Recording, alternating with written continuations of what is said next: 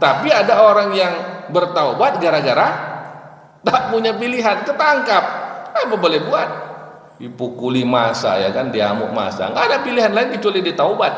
Ampun ya Allah, udah nggak sanggup lagi, patah-patah. Ya, itu. Tapi itu artinya Allah masih sayang. Dia tidak mati ketika membegal. Kalau sempat mati, dia mati dalam keadaan melakukan dosa besar. Di mana tempat orang yang mati dalam keadaan dosa besar? Dia sudah pasti su'ul khotimah. Orang yang su'ul khotimah di mana? Neraka. Artinya kalau masih hidup, ya Allah masih sayang.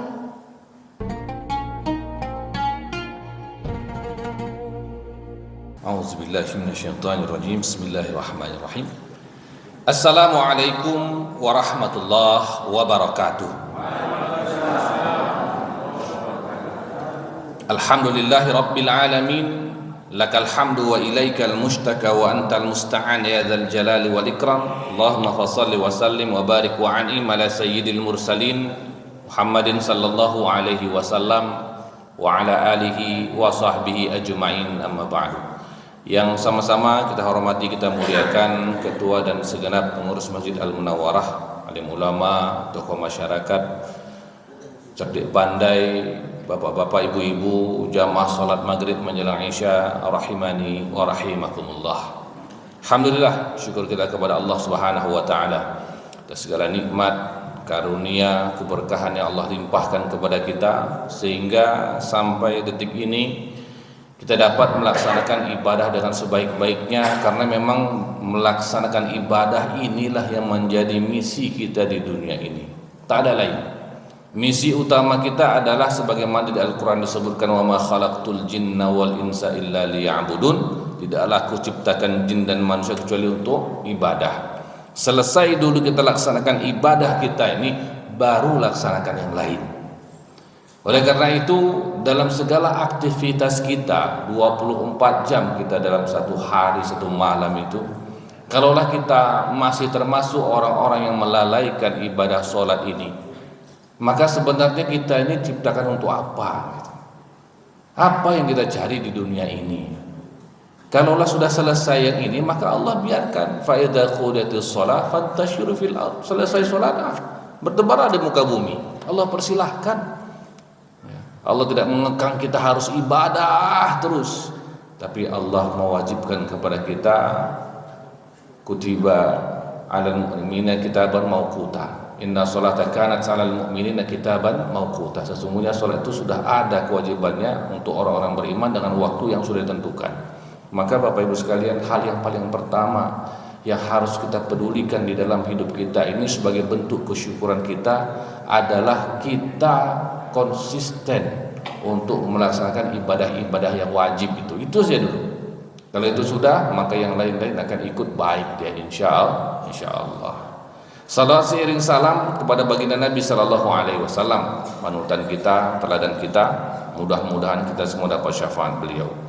Pada kesempatan yang berbahagia ini, senang sekali bertemu kembali dengan jemaah Masjid Al-Munawwarah ini. Yang mudah-mudahan kita semua selalu diberkahi oleh Allah, dan sama-sama kita mengaji pada kesempatan kali ini dari kitab Nasaihul Ibad dari karya Syekh An-Nawawi Al-Bantani rahimahullahu taala.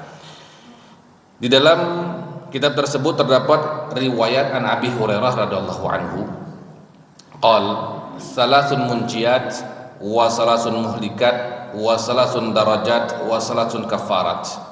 Ada 3 hal yang menyelamatkan manusia, 3 hal yang akan membinasakannya, 3 hal yang akan mengangkat derajatnya, dan 3 hal yang akan menjadi kafarat atau menghapus dosa-dosanya.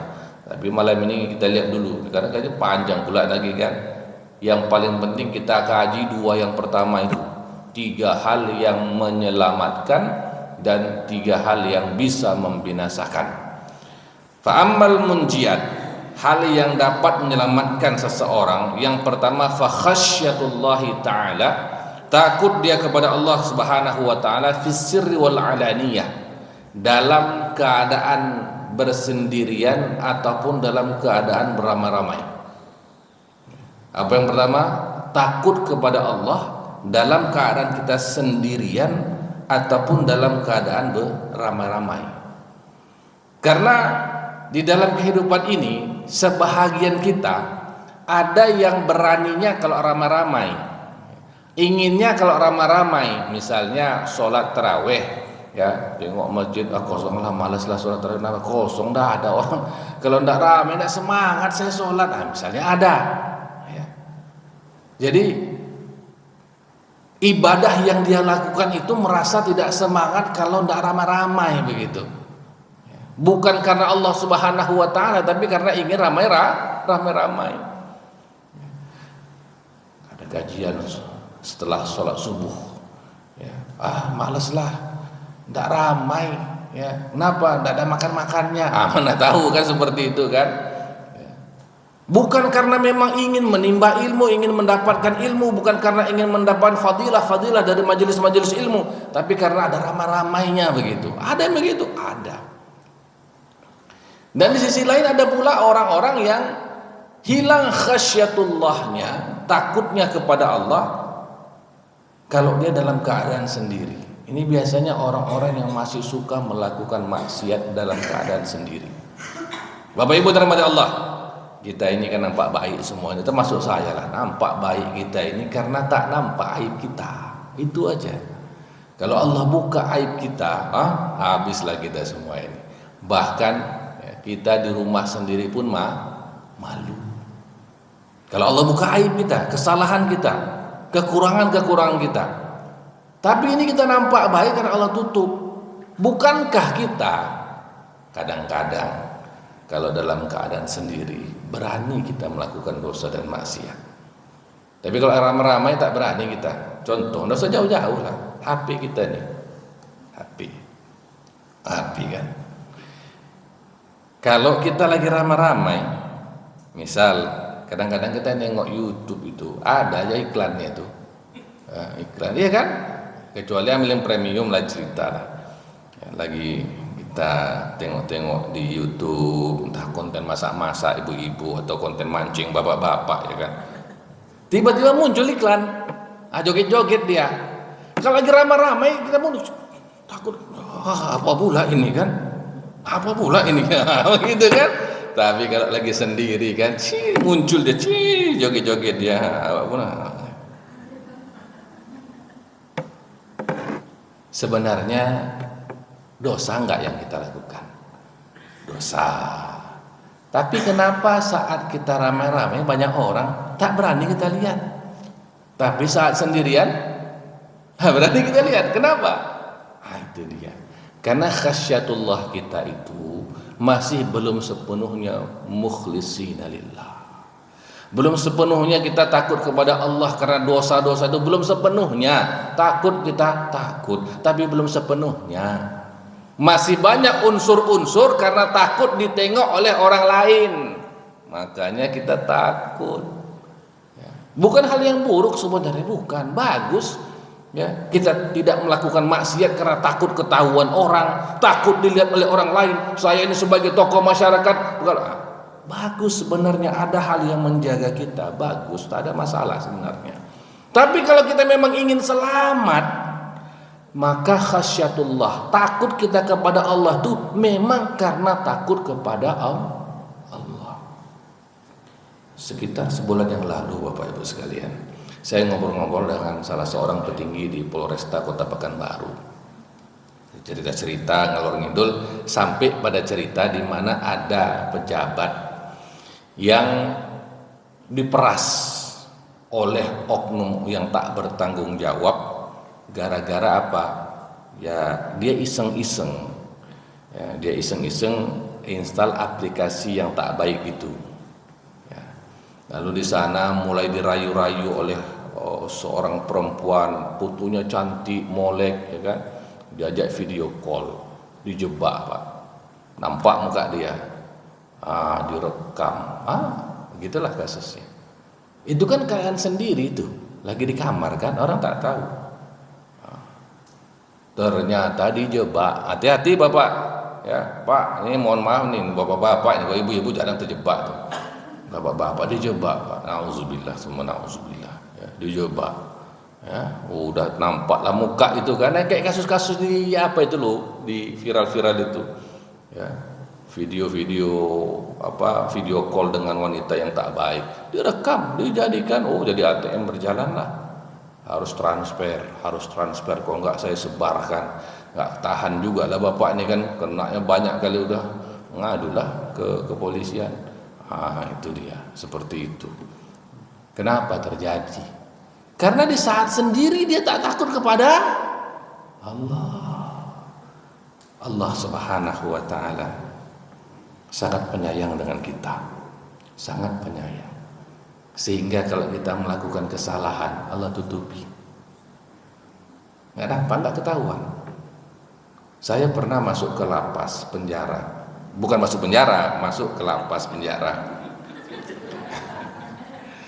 Jadi di sana setelah mengisi tausiah, ada salah seorang narapidana.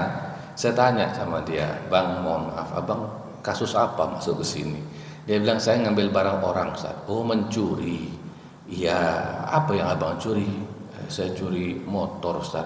"Oh, curi motor, gimana? Abang masuk ke rumah orang gitu?" "Enggak, saya ambil motor di jalan, Ustaz." "Oh, abang begal rupanya nih orang." "Sudah berapa kali, Bang?"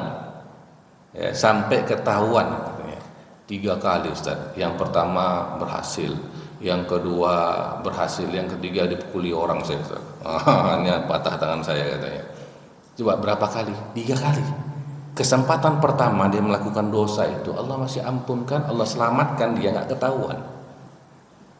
Itu maling-maling itu yang ketangkap sama polisi, selalu ngakunya, kita tanya sama polisi, "Kau berapa kali mencuri?" "1 kali, Pak." Apa kata polisi? "Koboh, pang," ditampar. Kenapa? Nggak mungkin kalau sekali. Itu polisi itu udah pengalaman betul nangkapin pencuri itu. Nggak ada sekali mencuri ketahuan tuh, nggak ada. Kita yang melakukan dosa ini sekali mana ketahuan. Allah sayang dengan kita, hamba-hambanya, Bapak Ibu sekalian. Maka ditutup aib kita itu. Maksudnya apa? Supaya kita taubat. Khilaf kan biasa, manusia. Siapa yang gak pernah khilaf, gak pernah dosa? Semua kita pernah berdosa. Khilaf, berdosa sekali. Allah tutup aib kita, gak ketahuan, supaya kita bertaubat. Malah ketagihan. Ya, maka dibuat lagi. Berhasil mencuri, mencuri lagi dia. Yang kedua dikasih kesempatan. Biasanya yang kedua pun jarang ketahuan itu, ada, tapi jarang ketahuan. Yang ketiga biasanya ini dia lagi nih, udah ditutup-tutupi malah ketagihan. Tapi itu karena Allah masih sayang sama dia. Allah buat dia ketahuan supaya dia nggak bisa lagi mencuri. Bertaubat dia, nggak ada pilihan lain. Taubat tanpa pilihan, kan begitu. Ada orang taubat dengan pilihan, "Astagfirullah, aku berdosa, ya Allah ampunkan aku." Nggak boleh gitu, pilihan. Tapi ada orang yang bertaubat gara-gara tak punya pilihan, ketangkap. Apa boleh buat? Dipukuli masa, ya kan, diamuk masa. Nggak ada pilihan lain kecuali ditaubat. "Ampun ya Allah, udah nggak sanggup lagi, patah-patah." Itu. Tapi itu artinya Allah masih sayang. Dia tidak mati ketika membegal. Kalau sempat mati, dia mati dalam keadaan melakukan dosa besar. Di mana tempat orang yang mati dalam keadaan dosa besar, dia sudah pasti su'ul khotimah. Orang yang su'ul khotimah di mana? Neraka. Artinya kalau masih hidup, dia Allah masih sayang. Maka jangan. Kadang-kadang kita baca di berita-berita koran lampu merah lah, ya, seorang kakek meninggal di kamar hotel bersama biduannya. Kenapa? Sakit jantung, dia kena jantung, minum obat kuat, mati dia. Mati dalam keadaan maksiat. Saya yakin itu bukan pertama kali dia lakukan itu. Polisi pun tahu itu. Sekali mungkin khilaf, taubatlah. Kita semua pernah salah. Tingkatan salah kita macam-macam, beda-beda. Siapapun kita, kalau salah, yang ibu-ibu melawan sama suami itu dosa besar, Bu. Ya, kalau sudah melawan itu minta maaf ya, khilaf. Besok lagi besok marah lagi. Kita bapak-bapak mungkin kita terlalu marah sama istri, terlalu capek dengan pekerjaan, marah sama istri sampai mengatakan hal yang tak baik, itu dosa. Ya, khilaf kita minta maaf, kan begitu. Jadi Khasyatullah, takut kita kepada Allah bukan karena siapa-siapa, karena memang Allah. Baik sendirian, beramai-ramai, kita takut kepada Allah. Kapanpun nanti kita melakukan dosa dan maksiat, terlanjur kita, khilaf kita, lupa kita, maka kita kembali kepada Allah. Ya Allah, ampunkanlah aku ya Allah. Kenapa? Karena takut kita kepada Allah. Orang nggak tahu yang lain, tapi kita merasa Allah yang selalu memantau kita, melihat kita, dan masih memberikan kita kesempatan untuk kembali kepada-Nya. Maka memang kalau ini bisa kita lakukan, selamat kita. Takut kita kepada Allah, selamat. Nggak ada orang lain, nggak apa-apa. Mau nggak ada orang lain, terserah. Yang penting saya takut kepada Allah. Maka selamat kita, selamat. Maka ini yang disebut dengan al-munjatul ula. Hal yang pertama dapat menyelamatkan seseorang, baik dunia maupun akhirat. Lalu yang kedua, wal qasdu fil faqri wal ghina. Yang kedua itu dapat menyelamatkan manusia adalah orang yang bersikap biasa-biasa saja, ya. Sikapnya enggak berlebih-lebihan, baik dalam keadaan miskin ataupun kaya, baik dia masih orang biasa atau jadi pejabat dia, maka selamat orang ini. Tak jarang kita lihat Bapak Ibu sekalian, ada orang yang dulunya baik, mau bergaul, santun, tiba jadi pejabat, ya susah betul, ditelepon tak diangkat, di WA tak dibalas, ditegur tak menyapa, ya kan? Ada, ya ada, siapa bilang tak ada? Gitulah. Orang yang seperti ini habis masa jabatannya, habislah dia. Apalagi sempat ada pejabat-pejabat yang arogan. Ada pejabat arogan tuh banyak tuh. Takut bawahannya Pak, takut. Kenapa? Arogan, mau tumtar marah, kau keluar kebun binatang disebutkannya semua. Ada toples lemparnya. Iya ada. Orang takut sama dia, orang masih dekat sama dia, orang mukanya manis senyum-senyum sama dia karena masih ada jabatannya. Hilang jabatannya, hilang orang-orang yang mendekati dia, tinggallah dia sendirian. Ada yang seperti ini. Maka tidak usah terlalu kita banyak bergaya dengan jabatan, pangkat, harta itu, karena semua itu hanya fana saja. Semua ada masa berlakunya. Ya, presiden aja cuma 2 kali, kok 3 kali, 2 kali ya kan? Tidak bisa 3 kali, tidak jadi itu. Ya, cuma 2 kali. Apalagi jabatan-jabatan yang lain. Artinya apa? Semua ini akan selesai pada waktunya. Tinggal menunggu timingnya kapan. Di saat kita menyalahgunakan jabatan, pangkat, harta kita dengan arogan, berlebih-lebihan kita dengan hal itu, lalu orang tak suka dengan kita, percayalah, doa-doa orang yang terzolimi itu sangat makbul. Orang mungkin takut sama kita karena kita ada jabatan. Orang takut sama kita ada senjata di sini. Tapi dalam kelemahannya, dalam ketakutannya dia meminta kepada yang maha kuat, yang maha kaya, yang maha kuasa, Allah Subhanahu wa ta'ala. Harusnya orang ini lebih takut lagi sama orang yang tadi itu, ketakutan itu. Kenapa? Di saat dia sedang ketakutan, Allah melihat dia. Ada orang zalim ini, dizolimi seseorang, orang yang tadi itu ketakutan. Kemana dia mau mengadu? Gak ada, orang dia gak punya backingan. Tentu dia mengadu hanya kepada Allah. Sementara Allah adalah Tuhan yang maha kuasa, yang maha kuat dan maha berkehendak.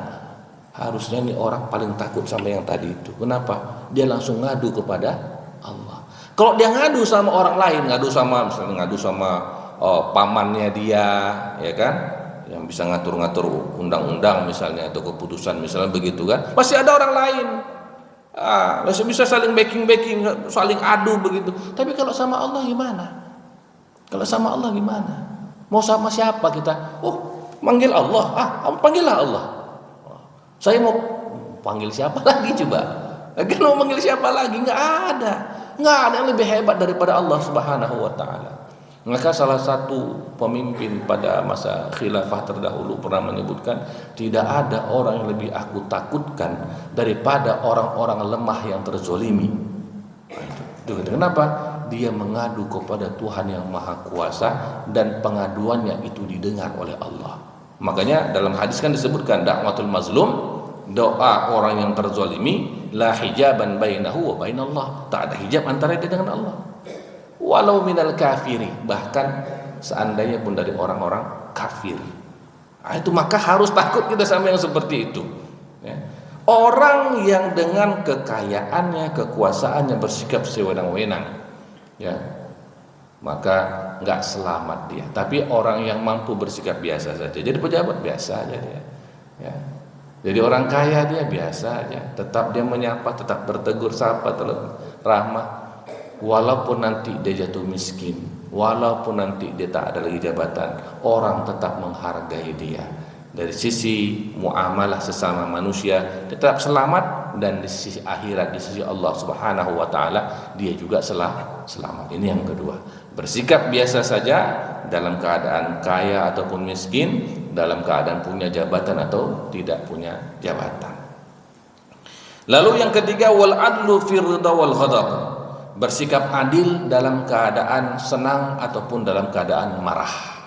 Memang susah kalau lagi marah ini, ya, semua salah. Ya, ibu-ibu kalau lagi marah, ya, payah semua. Bapak-bapak yang merasakan itu, ya, apapun salah, taruh anduk salah, taruh baju salah. Padahal kan tinggal sedikit aja digantung gitu kan, tapi marah. Kenapa? Mungkin lagi marah ya, lagi marah. Malah biasa aja kan, tinggal gantung aja kok, susah. Tapi ya begitulah. Ya, pokoknya semuanya. Kalau sudah marah memang begitu. Ya, kadang-kadang yang paling agak susah bersikap adil ini memang, mohon maaf nih ibu-ibu nih. Kenapa? Marah sama suami, anak jadi korban. Oh, bapak kau itu katanya, bapak. Yang salah kan si bapak. Kenapa lah anak pun ikut-ikutan? Salah sedikit anak lah habislah dia. Ya. Jangan. Kalau kita memang marah, marahlah sama orangnya. Jangan marah kepada yang bukan dituju gitu. Yang marah sama si A, sama si A aja. Jangan marah sampai sak keluarganya sekalian. Kadang-kadang kita begitu kan, nggak suka sama bapak itu. Istri sama istri berantem pak. Si istri ngajak, udah pokoknya bapak jangan berteman lagi sama bapak itu katanya. Si bapak ini, memang salah bapak itu apa? Salah sendiri dia, suaminya ibu itu katanya. Anaknya pun dibilang, nah kau jangan main-main ke tempat kawanmu yang itu. Kenapa mak? Kan dia baik. Itu kan anaknya ibu itu tadi. Gara-gara berantem ibu sama ibu ini, si bapak nggak bisa bergaul lagi dia kan. Belum ngopi bareng tuh padahal, ya, mau mancing bareng padahal. Ya anak nggak bisa main bareng. Kenapa? Itu dia nggak boleh. Kalau memang marah sama ibu dia marahlah. Ya, manusia tidak mungkin selalu akur kan. Ada masa-masanya bertengkar berantem itu, biasalah. Tapi bersikap adil kita. Yang salah, yang betul. Yang salah siapa? Jangan yang lain yang dimarahin. Ya. Dan itu bukan hal yang mudah. Kalau cerita kita ini kan enak ceritanya. Tapi melaksanakannya lagi marah kita, memang gelap mata ini. Semua mau kita amuk kan. Dan sebisa mungkin bersikap adil dalam kemarahan itu. Kalau memang salahnya sedikit, kecil, maka marahnya kecil saja. Jangan hal kecil dibuat jadi marahnya luar biasa. Maka ini hal-hal seperti ini memang bisa menyelamatkan. Di jalanan, mohon maaf nih Pak, Bu, di jalanan, ya kan? Tahulah kita sendiri di jalan itu bagaimana. Yang motong lah, yang apa kan semua. Ya, selagi kita nggak tabrakan, sudahlah, gitu. Selagi kita nggak tabrakan, sudahlah. Ya, mau klekson apa, mau dipotong. Tapi kalau kita ikutkan marah itu dipotong, kita potong lagi ya kan, sampai di jalan sampai beradu. Ketika nanti amarah, emosi kita itu yang kita bawa, kan hal yang malah lebih serius yang terjadi gitu, kecelakaan, ya, berurusan dengan kepolisian, lebih marah. Kadang-kadang itu dia tadi masalah marah ini sebisa mungkin lah kita coba atur. Orang yang mampu mengatur amarahnya, kata Nabi itu dapat surga. La taghdab walakal jannah. Jangan kau marah, kata Nabi. Jangan kau marah, maka untukmu surga. Sebegitunya Nabi telah memberikan wanti-wanti kepada kita, karena memang emosi semua sama. Yang masih muda, saya pun begitu, potong rasanya ya kan. Tapi saya berpikir ulang, kalaulah saya misalnya potong lagi, terjadi gesekan terus akhirnya panjang, apa manfaat yang didapat gitu? Apa? Jadi kita coba ya bersikap adil dalam keadaan ridha, senang kita, ataupun dalam keadaan marah. Kalau senang oke lah ya, dalam keadaan marah nih yang susah. Ini 3 hal yang dapat menyelamatkan kita. Mampu kita atur emosi kita, selamat kita, asli selamat memang ya. Baik. Lalu kemudian wa ammal muhlikat, adapun hal yang dapat membinasakan seseorang. Yang pertama fasyuhun syadid. Syuhun ini merupakan bentuk mutasyaddidnya dari kata bakhilun. Ya, kalau bakhilun itu pelit. Ini kalau udah syuhun di atas kedekut, ya, di atasnya lagi pelit. Ini hal yang dapat membinasakan, pelit. Pelit kepada siapa? Yang paling pertama pelit terhadap keluarga. Itu paling bahaya itu. Kadang aneh, ada sebagian orang yang ya, tapi tidak ada, dan jamaah sini tidak mungkin seperti itu kan. Bapak-bapak tapi biasanya kalau dia duduk sama kawan-kawan yang ngumpul ngopi, biar saya traktir, pesan apa, kentang goreng, pesan apa lagi, kopi, pesan, tenang aja ya kan gitu. Tapi giliran sama keluarganya, bang kita makan bakso yuk sama anak-anak, alah makan bakso lagi, habislah uang abang ini, gitu dia. Itu syuhun itu namanya, orang yang pelit sama keluarganya itu ya.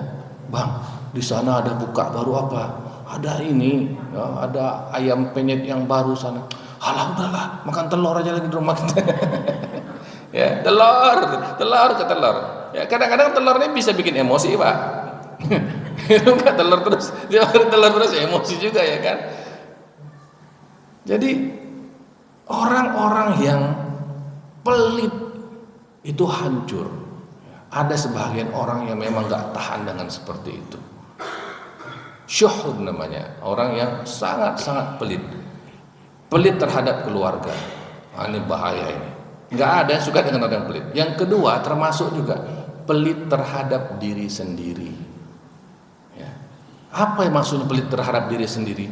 Tidak menjaga kesehatan diri kita, tidak menjaga kebersihan diri kita, tidak menjaga penampilan kita. Pakai baju buruk-buruk terus uangnya ada. Jangan pelit kali sama diri sendiri. Kata Nabi, kata Al-Qur'an, khuzu zinatakum inda kulli masjidin. Ambil pakaian kalian yang bagus ketika berangkat ke masjid. Artinya apa?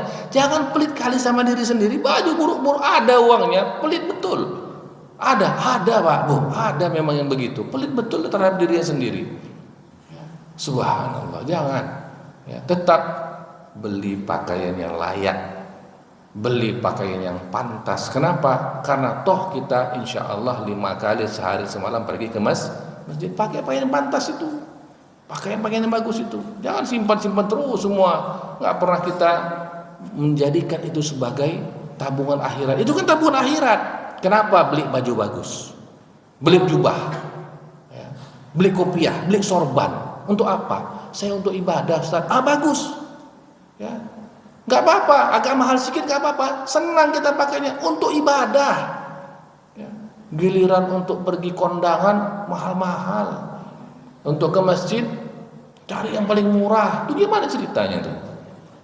Maka saya Bapak Ibu sekalian, tidak ada masalah. Dulu pernah heboh Pak, ada namanya jilbab mukena Syahrini.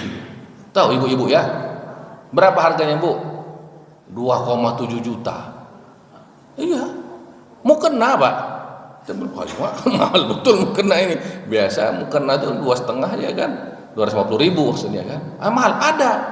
Jadi sebagian nyinyir, ngapain mahal-mahal? Loh, ada harga, ada rupa, ada harga. Tentu kalau yang bagus tuh enak dipakai, nyaman digunakan, senang pula makainya kan Bu. Saya yakin ibu-ibu ini juga mukenanya ini mahal-mahal ini belakangnya. Kalau di Jawa itu biasanya para kiai pakai sarung BHS. Bapak-bapak tahu sarung BHS? Kalau kita di Sumatera kurang. Kalau di Jawa, sarung itu harganya 5 juta Pak. 5 juta sarung BHS. Saya pikir sarungnya 5 juta. Tapi itu memang dipakai para kiai-kiai di Jawa. Memang kainnya memang enak, memang enak Pak. Ya Bapak kan biasa pakai sarung kan enak pakai sarung kita Pak kan. Sejuk, nyaman, dingin, adem Pak. Pakai BHS sekali pakai Pak, nggak ingin pindah ke lain hati. Wah, yang begitu. Tapi mahal 5 juta. Itu masih yang biasa. Masih yang biasa. Yang premiumnya 15 juta.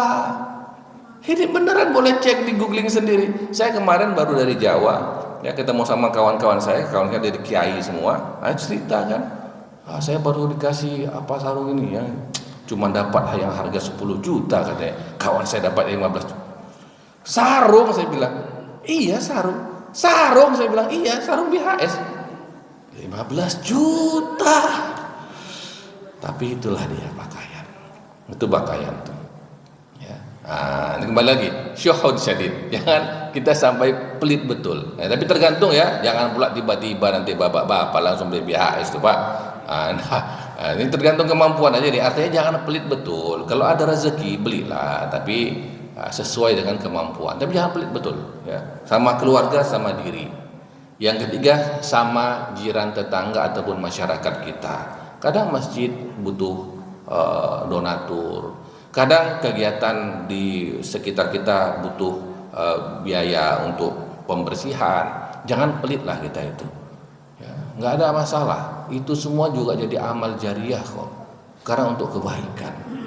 Ya, untuk kebaikan. Yang pertama, jangan kita jadi orang yang kedekut. Bukan yang mau lagi kedekut. Itu bisa membinasakan kita. Yang kedua, wahawa muttaba'un. Dan yang kedua itu adalah hawa nafsu yang diperturutkan. Ini bahaya. Kita semua butuh hawa nafsu. Kalau nggak punya hawa nafsu kita nggak makan. Yang bikin kita makan, kita ada nafsu makan. Gitu. Ketika kita menikah, kenapa kita menikah? Karena kita ada nafsu syahwat. Itu bagus. Kalau nggak ada itu kita mati. Ya kan nggak mau makan kita. Di rumah sakit, saya kan di rumah sakit. Dewan Pengawas Syariah di rumah sakit Ibu dan Anak Zainab juga Tabrani. Di rumah sakit itu banyak orang yang kehilangan nafsu makan. Bapak-bapak pun pernah saya rasa begitu, ibu-ibu juga.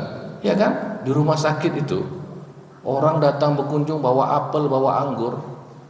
Makan apa? Anggur. Coba sekarang ditawarin itu. Habis tuh satu keranjang tuh. Tapi kalau lagi sakit ya kan mana ada terasa? Pahit semuanya. Itulah nafsu. Yang nggak ada nafsu lagi kita. Kan? Maka nafsu ini bagus sebenarnya kalau kita jaga dengan baik. Jangan terlalu diikuti. Kalau diikuti yang bahaya. Makanya dalam syariat kita, syariat Islam, dalam setahun ada masanya suka, tidak suka, mau, tidak mau, harus tahan nafsu. Kapan itu? Bulan Ramadan. Bulan Ramadan, mau tak mau, suka tak suka, tahan nafsu makan tuh. Supaya apa? Jangan kita ikut terus. Bahaya. Ya, nafsu yang terus berturut, nggak ada habisnya. Makan, mau makan ini, mau makan itu. Orang ada makan Pak. Ini saking dia mungkin memperturutkan, dia coba makan steak. Steak itu kan mahal. Oke, steak oke lah 100-200 ribu, 500 ribu. Ada orang sampai makan steak yang jutaan harganya. Kenapa? Di atas steak itu ditabur dengan gold flakes namanya, emas, tabur emas. Apa-apaan ini, ya kan?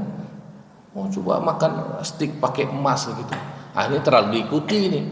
Ya. Kita punya istri, kita punya nafsu, punya istri. Ya, terus mau diikuti terus, ya kan? Nggak mungkin kan? Kemampuan cuma satu, ya kan? Nggak bisa diikuti. Jadi tetap ada, jangan diikuti terus. Dia memang biarkan dia tetap ada, kita pelihara dia, jangan sampai keluar dari batas. Sebagaimana kita kalau lapar, saya lapar nih, tapi kita lihat di rumah tetangga kita ada makanan, apa bisa langsung kita makan gitu aja? Langsung ambil aja begitu? Nggak boleh, haram. Itulah kita menjaga nafsu kita tadi itu. Jangan ikuti terus. Ketika kita lihat ada wanita yang tak halal untuk kita, apa terus? Oh saya gimana Ustaz nafsu saya? Enggak juga, sama seperti itu. Ada batas syariat tak boleh. Jangan diikuti semuanya. Kalau diikuti, disitulah detik kita hancur. Di dunia ini yang menghancurkan para lelaki itu adalah nafsu yang diperturutkan kepada wanita. Memang itu dia. Wanita hancur. Kenapa? Karena nafsu yang diperturutkan terhadap harta. Memang begitu dia. Ini sama semua. Bentuknya aja beda-beda ini. Tapi pada intinya nafsu. Jangan sampai kita perturutkan. Semakin kita perturutkan, dia semakin melunjak. Semakin perturutkan, semakin naik lagi standarnya. Begitulah. Ya, begitulah nafsu itu. Jangan pernah berpikir kalau saya puaskan nafsu saya ini dah selesai. Nggak mungkin. Nafsu itu nggak pernah seperti itu. Ketika kita puaskan nafsu ini, dia minta lebih lagi. Kita puaskan lagi, minta lebih lagi. Memang seperti itu. Makanya jangan diturutkan. Tahan dia. Ketika ditahan, menurun dia. Tahan, menurun lagi dia. Nah, itulah dia. Ya, maka memang kalau diikut-ikutkan, hawa nafsu ini bisa menghancurkan. Kita punya jabatan bagus, kita punya ketokohan yang bagus, tapi gara-gara ikut nafsu, itu kan ada bupati ya, yang lagi kasus lagi viral sekarang itu, KPU, ya kan, ketua KPU, hancur prestasinya yang dia bangun selama bertahun-tahun, hancur gara-gara ikutin hawa nafsu. Coba bayangkan betapa ruginya. Ya, maka coba terus tahan nafsu kita ini. Biarlah kita tak dapat banyak betul di dunia, yang penting kita tidak binasa gara-gara nafsu kita. Insya Allah nanti Allah akan ganti semua di surga nanti. Amin amin ya rabbal alamin. Dan yang terakhir, yang terakhir nih. 3 menit lagi, 2 menit, 3 menit lagi. Ijabul mar'i bi nafsihi. Ini banyak juga nih. Ini munculnya di kalangan orang-orang baik. Apa ijabul mar'i bi nafsihi? Orang yang ujub terhadap dirinya, terlalu menganggap tinggi prestasinya. Contoh nih, biasanya nih orang-orang ujub ini awal katanya ini, kalau bukan karena saya, tuh kata awalnya tuh. Itu sering tuh begitu. Kalau bukan karena saya, masjid ini tak berdiri nih. Itu ujub namanya. Memang yang mendirikan hanya bapak itu saja rupanya. Kan enggak. Kalau bukan karena saya, enggak aman lingkungan di sini nih. Loh. Itu ujub tuh. Orang semua tahu, misalnya lah ada satu tokoh membangun satu masjid misalnya, membangun satu tempat misalnya. Tahu orang itu bahwa si bapak ini yang memiliki andil besar, memiliki jasa yang besar, tahu. Tapi ketika dia mulai menyebut dia dengan lisannya, kalau bukan karena saya, hilang semua penghormatan orang-orang itu. Orang tahu, orang hormat sama dia, tapi gara-gara dia sebut itu, kalau bukan karena saya, hilang semua. Padahal untuk membangun sebuah masjid siapa aja pun bisa, nggak mestinya karena bapak itu. Bukan hanya seperti itu, bahkan dalam keluarga juga kadang-kadang ada. Kalau bukan karena saya, kata si suami kan, kamu begini. Padahal dulu waktu masa mudanya, si istri itu banyak yang mau melamar dia, tapi dipilihlah bapak untuk yang menjadi pendampingnya. Sekarang mentang-mentang sudah tua, coba dulu bilang seperti itu. Ya kan? Dan sebaliknya juga ada, si istri begitu, kalau bukan karena aku bang, si abang bilang kalau nggak ada kau deh, ada yang lain. Semua kita bisa begitu, semua kita, bapak ibu sekalian, tidak ada yang tidak tergantikan di dunia ini kecuali Allah dan Rasulnya. Tidak ada, semua akan tergantikan. Jadi tidak usah kita memandang diri kita ini hebat betul, ujub kita. Saya kalau nggak karena saya, kalau bukan karena saya nggak bisa itu. Kalau bukan karena saya, orang ujub akan binasa. Jauhi sifat ujub itu, mudah-mudahan kita terhindar dari kebinasaan. Terima kasih Bapak Ibu yang dirahmati Allah Subhanahu wa taala.